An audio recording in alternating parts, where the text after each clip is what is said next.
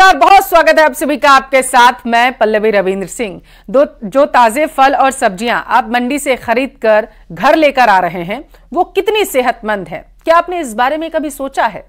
शायद नहीं, क्योंकि मंडियों में ताजे और हरी भरी दिखने वाली ये फल और सब्जियां देखकर कोई इनके जहरीले होने का अनुमान तक नहीं लगा सकता। राजधानी जयपुर में रोजाना ही सैकड़ों टन सब्जियां पहुंचाई जा रही हैं, लेकिन इनमें बड़ी तादाद में वो सब्जियां और फल शामिल हैं जो जानलेवा हैं। विश्वास नहीं है तो इस रिपोर्ट में देखिए।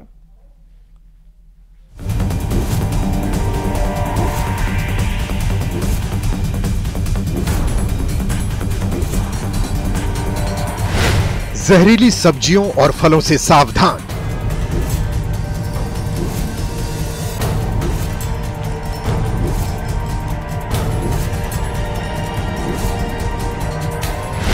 ताजी दिखने वाली ये सब्जियां जानलेवा हैं।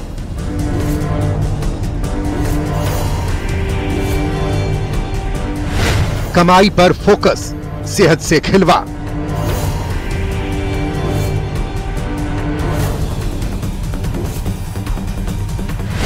केमिकल वाली पानी से तैयार सब्जियां।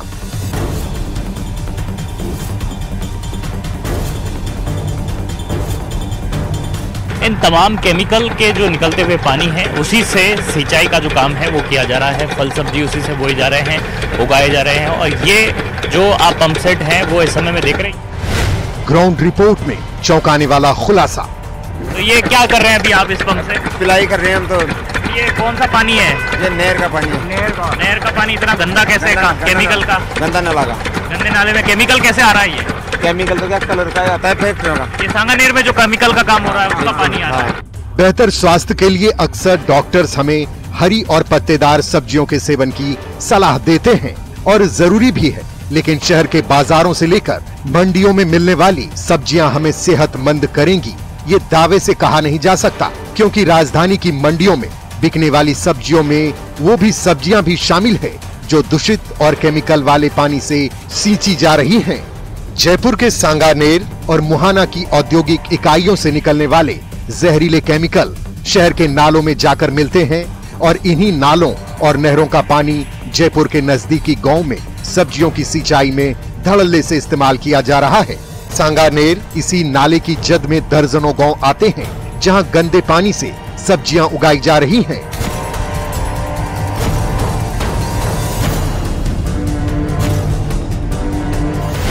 जयपुर में बिकने वाली सब्जियों के पीछे का बड़ा सच। मंडी मॉल में बिकने वाली चमकदार सब्जियां जहरीली। ये फल और सब्जियां सेहत नहीं, बीमारियां दे सकती हैं। राजधानी जयपुर के गांव में उगने वाली सब्जियां जानलेवा। जयपुर के शिकारपुरा, बक्सावाला, चंदलाई, कलवाला, जगतपुरा, चैनपुरा, विधानी, जयसिंहपुरा, गोनेर, द्रव्यवती से सटे कई छोटे बड़े गांव से लेकर ढाणियों तक में करीब 500 बीघा जमीन में उगाई जा रही सब्जियां केमिकल वाली पानी से सींची जा रही है। सीवर के चेंबरों से, नाले और नहरों से पंप के जरिए गंदे पानी को 10 से 20 किलोमीटर दूर खेतों तक पहुंचाया जा रहा है। जब न्यूज 18 राजस्थान की टीम शिकारपुरा पहुंची तो कुछ किसान इन पंपों को स्टार्ट करते दिखाई दिए। पहले तो कैमरे पर बात करने से कतराए, फिर जो बताया वो चौंकाने वाला था। इन तमाम केमिकल के जो निकलते हुए पानी है उसी से सिंचाई का जो काम है वो किया जा रहा है। फल सब्जी उसी से बोए जा रहे हैं, उगाए जा रहे हैं। और ये जो आप पंप सेट है वो इस समय में देख रहे हैं, ये शिकारपुरा का इलाका है ना? ये कौन सा इलाका है? कल्लावाला का इलाका। तो ये क्या कर रहे हैं अभी आप इस पंप से? पिलाई कर रहे हैं हम तो। पिलाई कहाँ पर हो रही है? ये पास में हो रही है। पास में जो ये खेत है ये सब आप अपना ही। तो ये कौन सा पानी है? ये नहर का पानी है। नहर का पानी इतना गंदा कैसे? केमिकल का। गंदा नाला का। गंदे नाले में केमिकल कैसे आ रहा है? ये केमिकल तो क्या कलर का आता है फैक्ट्रियों का। ये सांगानेर में जो केमिकल का काम हो रहा है उसका पानी आ रहा है। तो ये पानी आपके खेतों में खराब नहीं करेगा फसल? ये करेगा, चारों पूछ करते हैं पैसे डाटा के लिए। अच्छा, और दूसरा ये सब्जियां वगैरह बोते हैं उसमें भी जा रहा है पानी, तो फिर ये नुकसान नहीं करेगा? आप लोग भी खाते हो सब्जी? हम तो नहीं खाते, बाकी हम चारा पूछ करते हैं। आप नहीं खाते, बाकी सबको खिलाते हैं? और तो खाते हैं, अच्छा, बाकी के लोग तो खाते हैं, आप लोग नहीं खाते हैं? हम नहीं खाते। अच्छा, आप समझदार हैं कि बाकी को तो खिलाएं, खुद नहीं खाएं। तो ये बताओ कितने पंप लग रहे हैं यहाँ पे? अब ये तो दम ठीक होने 2000 के लगभग है।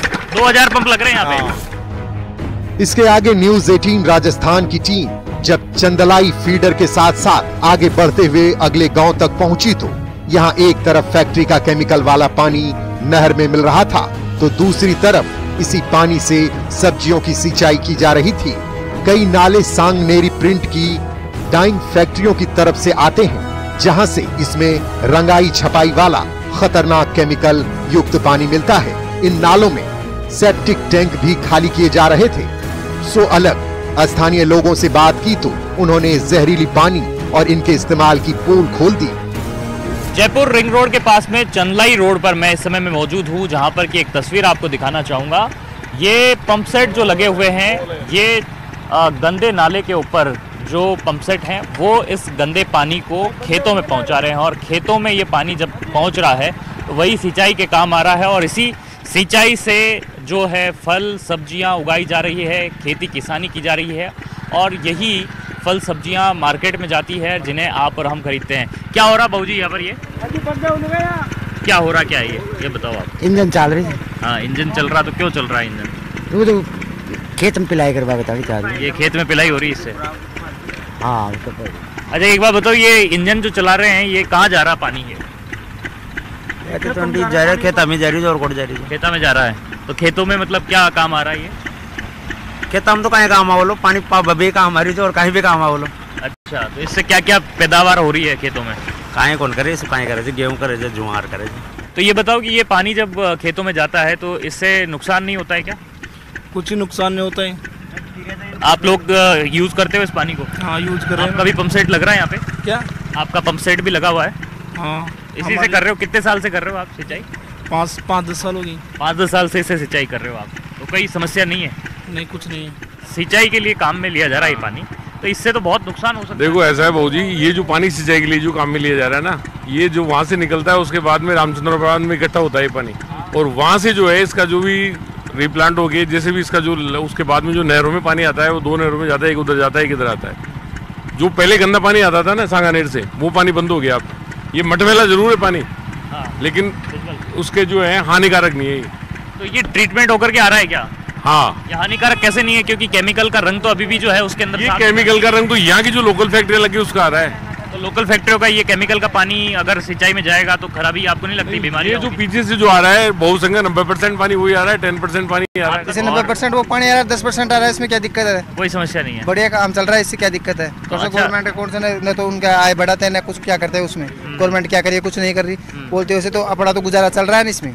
एक बात जो है मैं ये पूछना चाह रहा हूँ आप लोग से कि ये जो पंप सेट लगे हुए हैं, क्या चंदलाई फीडर के इन पंप सेट से ही सिंचाई होती है? बिल्कुल, इसके अलावा और कोई विकल्प नहीं है? बिल्कुल भी नहीं है, सरकार को मुहैया कराना चाहिए। अब देखिए, आपको देख कैसा गंदा पानी आता है इसमें और हमारे पास ऑप्शन भी नहीं है सिंचाई करने के लिए। तो आप खुद बताइए कैसे करें हम हमारा पेट कैसे भरे? हमारे पास तो यही ऑप्शन है। क्या ग्राउंड वाटर यहाँ पर नहीं है? बिल्कुल भी नहीं है। अच्छा, बहुत नीचे जा चुका है। मतलब आप लोग की मजबूरी है जिस कारण से आप नहीं? बिल्कुल मजबूरी है, ये हमारी बिल्कुल मजबूरी है।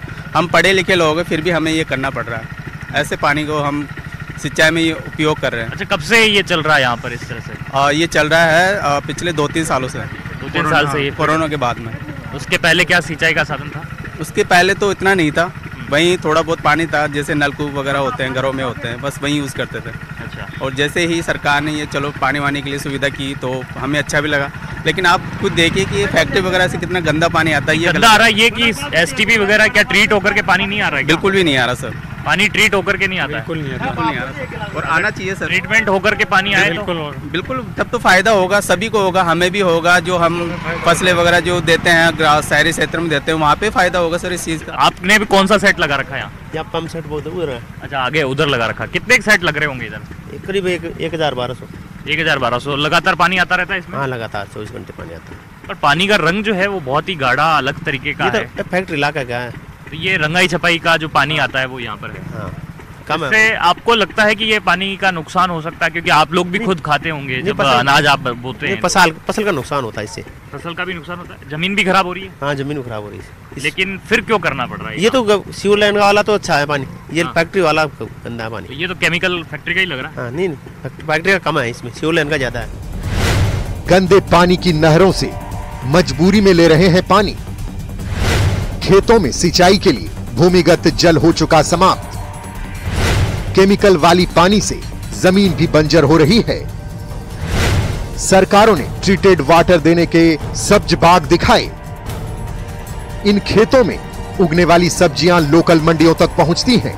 मंडियों में सप्लाई होने वाली सब्जियों में 50% यही जहरीली केमिकल वाली पानी से उगाई गई सब्जियां हैं। सब्जियों को देखकर पहचान करना मुश्किल है कि कौन सी सब्जी जहरीली पानी से तैयार हुई है और कौन साफ पानी से। दूषित पानी से तैयार फल और सब्जियां खाने से लोगों की जान पर बन रही है।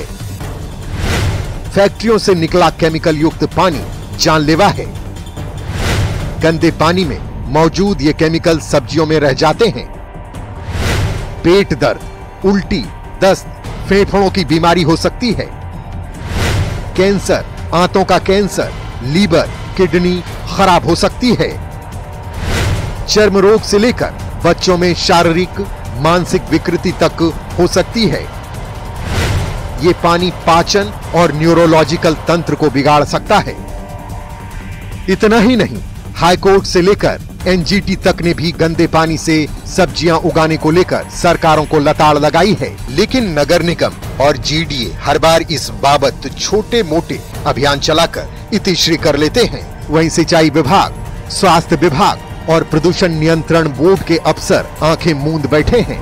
अब वक्त आ गया है जब सरकार को एक्शन प्लान बनाकर बड़े पैमाने पर कार्रवाई करनी चाहिए, ताकि आम जन के स्वास्थ्य से खिलवाड़ करने वालों को सबक सिखाया जा सके। गंदे पानी से और केमिकल के पानी से बोया जा रहा है तो जाहिर सी बात है कि कई तरह की बीमारियों के जो खतरे हैं वो भी इसके आशंकाओं के तौर पर सामने हैं। लिहाजा किस तरह से इस पर ध्यान दिया जाए, ये यहाँ पर जो है बहुत ज़रूरी बात हो जाती है। सरकार की भी जिम्मेदारी बनती है, प्रशासन की जिम्मेदारी भी बनती है कि किस तरह से इस पानी को साफ किया जाए और ये साफ पानी जो है वो उसके बाद में यहाँ पर काम में लिया जा सके। इसे लेकर के यहाँ पर कोशिशें होनी चाहिए। महेश दाधिच, न्यूज़ 18, जयपुर। झालावाड़ में आबकारी विभाग पर शराब माफिया से मिली भगत कर एक बड़ा घोटाला करने का आरोप लगा। घोटाले का खुलासा उस वक्त।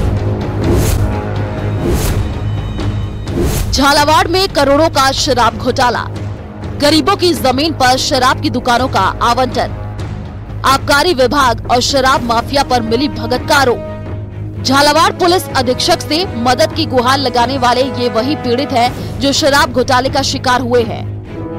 ये ठगी का शिकार हो चुके हैं। इसका एहसास उन्हें इस वक्त हुआ जब जिला आबकारी अधिकारी की तरफ से इनको करोड़ों रुपए की रिकवरी का नोटिस भेजा गया। इन लोगों का आरोप है कि सरकारी योजनाओं का फायदा दिलाने के नाम पर इनसे इनकी जमीन के कागज लिए गए और फिर इनकी जानकारी के बिना ही उनकी जमीन पर शराब के ठेके खोल दिए गए। नोटिस नहीं आया सर, हमारे नाम से दुकानें चल रही है, एक लेरा में और एक लसूड़िया में, और नोटिस आने से पहले क्या कि रिश्वत देकर वही नोटिस दबवा देते हैं। और हमारे गांव में एक और उनका कागज लगाया था, मेरा फूफा राखी हुआ, उनके नाम के नोटिस आए हैं। ऐसे कई लोग हैं जिनके नाम पर शराब की दुकानों का आवंटन हो गया है और उन्हें इसका पता तक नहीं चला। लेकिन जब करोड़ों रुपए का नोटिस आया तो पैरों तले जमीन खिसक गई। पीड़ितों का आरोप है कि उनकी जमीन समेत जरूरी कागजात उनकी मर्जी के बिना लिए गए और उनके नाम पर दुकानों का आवंटन करा लिया गया। साहब ऐसी हुई, वो आई हो कौन नजाम, हाँ पुपारे के पैसा देते, ये कागज दे दे, थारा आधार कार्ड ये दे दे, पैन कार्ड ये दे दे, तो तुम कागज लगा दो, दुकान लगा दो। खास बात यह है कि कोई भी व्यक्ति ना तो आबकारी विभाग में गया, ना ही उसने कहीं हस्ताक्षर किए, फिर भी उनके नाम से दुकानों का आवंटन हो गया और दुकानें अभी भी धड़ल्ले से चल रही हैं। लेकिन सभी दुकानें डिफॉल्टर हैं और उनके नाम पर करोड़ों रुपए के नोटिस आबकारी विभाग द्वारा निकाले गए हैं। दे दे पैन कार्ड ये दे दे, तो तुम कागज लगा दो, दुकान लगा, लाभ मिल जाएगी, मोती गाड़ी का मिल जाएगा। पीड़ितों ने झालावाड़ पुलिस अधीक्षक ऋचा तोमर और जिला आबकारी अधिकारी सतीश पुनिया को ज्ञापन देकर के धोखाधड़ी के बारे में शिकायत की है। 3 परिवाद प्राप्त हुए हैं। परिवादी का ये कहना है कि दुकान हमारे द्वारा संचालित नहीं की गई है, इसलिए ये रिकवरी हम पे बनती नहीं है। तो इस संबंध में ऐसा संभव नहीं है, क्योंकि जब आवेदन किया जाता है तो उनकी आईडी यूज़ होती है, उनका बैंक अकाउंट यूज़ होता है, उस बैंक अकाउंट से ट्रांजैक्शन होता है, उसके बाद दुकान का संचालन होता है। तो इतना आसान नहीं है, लेकिन फिर भी परिवार चूँकि आया है तो उसकी हम पूरी जांच करके, और अगर इसमें कहीं भी कोई लापरवाही किसी भी स्तर पे जहाँ भी होगी उसके खिलाफ कार्रवाई होगी। करोड़ों के शराब घोटाले का खुलासा हो चुका है। अब देखना ये होगा कि इस ठगी के शिकार लोगों को कब तक इंसाफ मिलता है और गुनाहगारों को कब तक सजा। झालावाड़ से न्यूज़ 18 राजस्थान के लिए तरुण कुमार शर्मा की रिपोर्ट।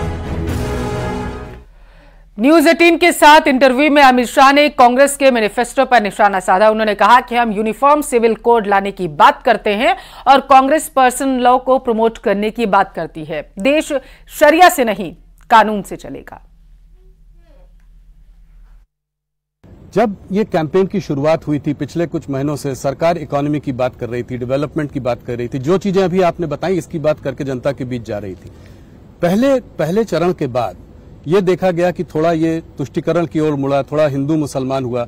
आप लोगों ने कांग्रेस के मैनिफेस्टो को अटैक किया और कहा, प्रधानमंत्री ने राजस्थान में एक रैली में कहा कि जो है कांग्रेस का मैनिफेस्टो में अर्बन नक्सल की महक है, इसमें माओइस्ट वो ख्याल दिखाई देता है।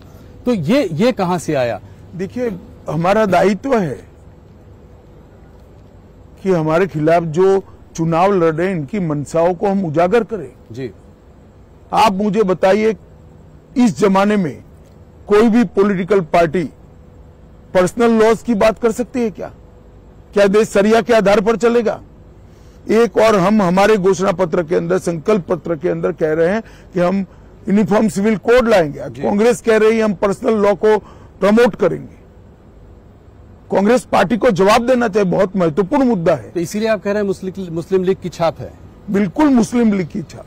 यही तर्क है कि मुस्लिम लीग की छाप। आप मुझे बताइए, वो कह रहे हैं कि देश के कॉन्ट्रैक्ट्स माइनॉरिटी को प्रायोरिटी देंगे। कॉन्ट्रैक्ट्स फर्स्ट लोएस्ट कौन है, पास्ट परफॉर्मेंस क्या है, काम करने की क्षमता है या नहीं है, इसके आधार पर निर्धारित होंगे या कॉन्ट्रैक्टर के धर्म के आधार पर निर्धारित? किस तरह से देश चलाना चाहते हैं? देश की जनता को इसको सोचना पड़ेगा। बहुत समय के बाद देश तुष्टीकरण की राजनीति से नरेंद्र मोदी जी बाहर निकाल कर रहा है। ये फिर से उसी दिशा में ले जा रहे हैं, क्योंकि कांग्रेस जीतने का आत्मविश्वास गंवा चुकी है। बढ़ती गर्मी के साथ पानी की किल्लत की खबरें आने लगी, जिन पर जिम्मेदार ध्यान देने की जहमत नहीं उठाते। लेकिन भरतपुर के ग्रामीण इलाकों से आई पानी की परेशानी की तस्वीरें हैरान और परेशान करने वाली हैं। भैया पानी ना बिल्कुल क्या से मर रहे हैं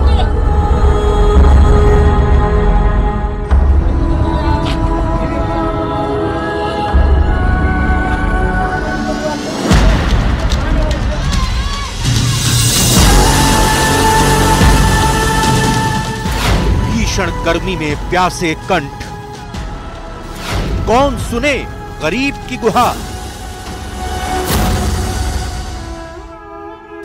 पानी सबसे बड़ी परेशानी। मैं बताऊं, मैं बहुत परेशानी में हूँ। मेरी बहू नहीं कोई बेटी नहीं कोई लाभ मेरे पास, बहुत परेशान हूँ बेटा मैं।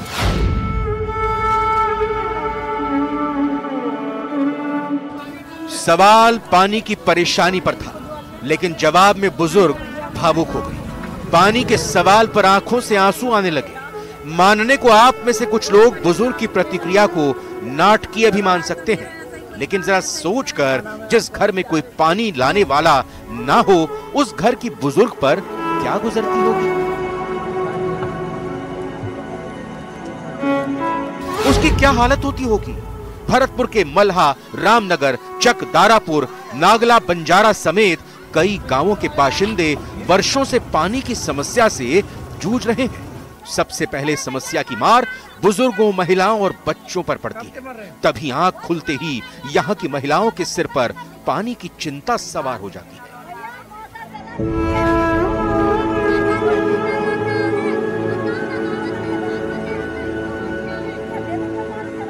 पानी की बहुत परेशानी है। पानी की तो नो समझो, पीने को पानी मिलता भी नहीं है।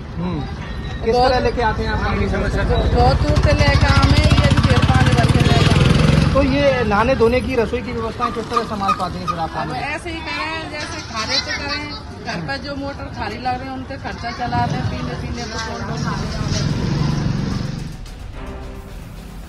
गर्मी और धूल से जूझते देश के कई ग्रामीण इलाकों में आज भी पानी का टैंकर 8 दिनों में सिर्फ एक बार आता है। ऐसे इलाकों में रहने वाले बच्चों से स्कूल जाने के बारे में पूछना उनकी बेबसी का मजाक उड़ाना नहीं तो भला और क्या है? भला ये भी कोई पूछने की बात है कि जीवन के लिए जल जरूरी है या पढ़ाई लिखाई? के लेके आते हैं पानी की गाड़ी, हम पढ़ने स्कूल नहीं जाते क्यों? पानी के लिए हम पानी नहीं पीने तो पानी की व्यवस्था करनी पड़ती है, इसलिए स्कूल नहीं जाते। राजस्थान में पानी की किल्लत सदियों से रही है, लेकिन तब सत्ता के शिखर पर बैठने वाले जन कल्याण के बढ़ चढ़कर दावे नहीं करते थे। ना उनसे कोई पूछने वाला था और ना वो जनता के प्रति जवाबदेह थे। लेकिन अब जब राज बदल गया तब तो जीवन की सबसे बुनियादी समस्या का समाधान होना ही चाहिए था। इसीलिए जब जिम्मेदार अधिकारी से पानी की समस्या के बारे में पूछा गया तो जवाब देने का उनका अंदाज ऐसा था जैसे सवाल ही बेमानी हो। आज की डेट में मेरा पानी जो मीटर की रीडिंग है वो 1,70,000 लीटर पानी मेरा है। फिर भी लोग कह रहे हैं ऑन एन एवरेज अपना पानी डेली 1,30,000 लीटर पानी पर डे किसी लोग फिर लोगों को परेशानी क्यों आ रही है? ये चीज आपने देखवाई क्या? ये सर हमारा डिस्ट्रीब्यूशन का काम टाटा बोर्ड का है। आपका सुना चंबल पर। संयुक्त राष्ट्र के अनुसार साफ, सस्ता और पर्याप्त पानी मिलना मानवाधिकार का हिस्सा है, लेकिन दुनिया में आज भी 2 अरब लोगों के लिए ये एक सपने जैसा है। इन्हीं 2 अरब लोगों में अपना राजस्थान भी है।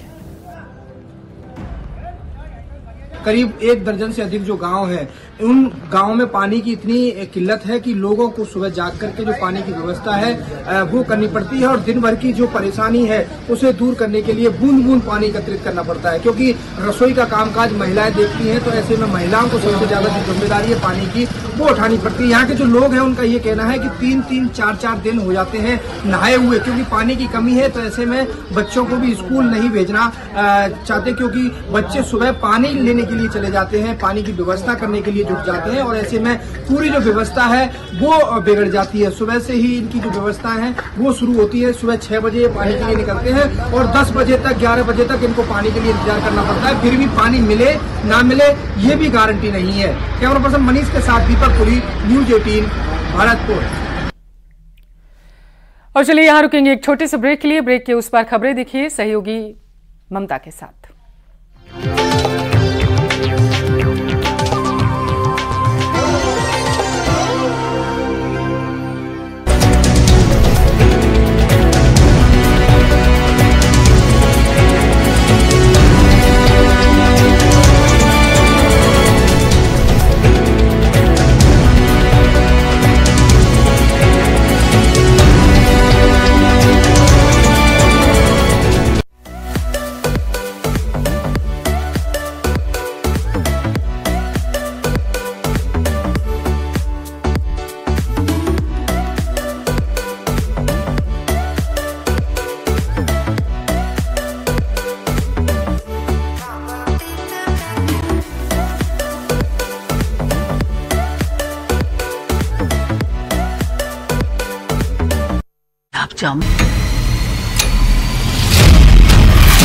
पाकिस्तान के युवा से मेरा एक ही मैसेज है, डरो मत,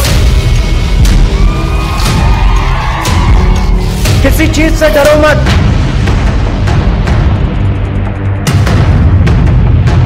अरे डरो मत, भागो मत।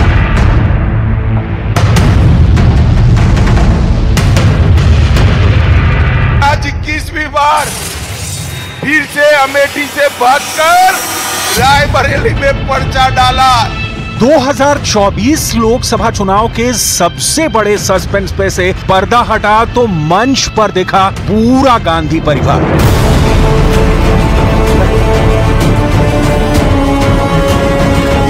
सोनिया गांधी, राहुल गांधी, प्रियंका गांधी, रॉबर्ट वाड्रा और साथ में दिखे कांग्रेस अध्यक्ष मल्लिकार्जुन खड़गे।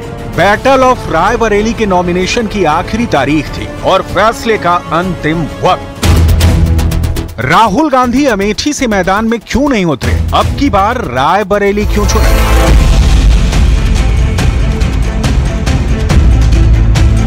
एक दिन पहले ही तो रायबरेली के कांग्रेस कार्यालय में प्रियंका गांधी के पोस्टर लगे थे। अमेठी के कार्यालय में राहुल गांधी की तस्वीर सजाई गई थी, लेकिन रात बीती और खेला बदल गया। प्रियंका चुनाव से आउट हो गईं और राहुल ने रायबरेली में एंट्री कर ली। निष्कंटक, निरापद और बिल्कुल सेफ सीट की तलाश में राहुल गांधी ने रायबरेली चुना है। अमेठी से गांधी परिवार का ना लड़ना इस बात का संकेत है कि कांग्रेस पार्टी चुनाव में एक वोट पड़ने से पहले ही अमेठी से अपना हार स्वीकार कर चुकी है। अमेठी में स्मृति ईरानी के खिलाफ कांग्रेस के जो कैंडिडेट हैं, उनका नाम है के.एल. शर्मा। सोनिया गांधी के सांसद प्रतिनिधि रहे हैं और अब की बार राहुल ने अमेठी छोड़ा तो उसे के.एल. शर्मा जी को पकड़ा दिया। स्मृति ईरानी जैसी जुझारू और कद्दावर नेता के सामने शर्मा जी कितना टिक पाएंगे, कहां तक टिक पाएंगे, ये तो 4 जून को पता चलेगा। लेकिन 2019 में अमेठी से हारे राहुल गांधी के लिए 2024 में रायबरेली कितनी सुरक्षित सीट है, इसका हिसाब किताब जरूर देखना होगा, क्योंकि कांग्रेस के लिए जैसी अमेठी वैसी रायबरेली, दोनों गांधी परिवार की प्रतिष्ठा की सीट, परंपरागत सीट, कांग्रेस का गढ़ रही सीटें हैं। दिनेश प्रताप सिंह 2019 में बीजेपी के टिकट पर सोनिया गांधी के खिलाफ लड़े थे, 2024 में राहुल गांधी के खिलाफ खड़े हैं। गांधी अमेठी को छोड़े हैं, अमेठी को धोखा दिया है। वायनाड और रायबरेली में से किसी को धोखा देने जा रहे हैं, तो जिसकी नीयत ही धोखे की है, जिसकी फाउंडेशन ही धोखे पे डाली जा रही है, मैं नहीं समझता कि वो कभी सफल होंगे और रायबरेली में कमल खिलेगा। एकदम क्लियर है, कहीं कोई शंका या संदेह की गुंजाइश नहीं है। हार का डर राहुल गांधी को 2019 में अमेठी से वायनाड तक ले गया और 2024 में हार के डर ने राहुल को रायबरेली पहुंचा दिया। उनके सारे चेले चपाटे कह रहे थे अमेठी आएंगे, अमेठी आएंगे, लेकिन अमेठी से भी इतना डर गए, इतने डर गए, वहां से भागकर अब रायबरेली में खोज रहे हैं रास्ता। ये लोग घूम घूम कर सबको कहते हैं डरो मत। मैं भी आज उन्हें कहता हूं और बड़े जी भर के कहता हूं, अरे डरो मत, भागो मत।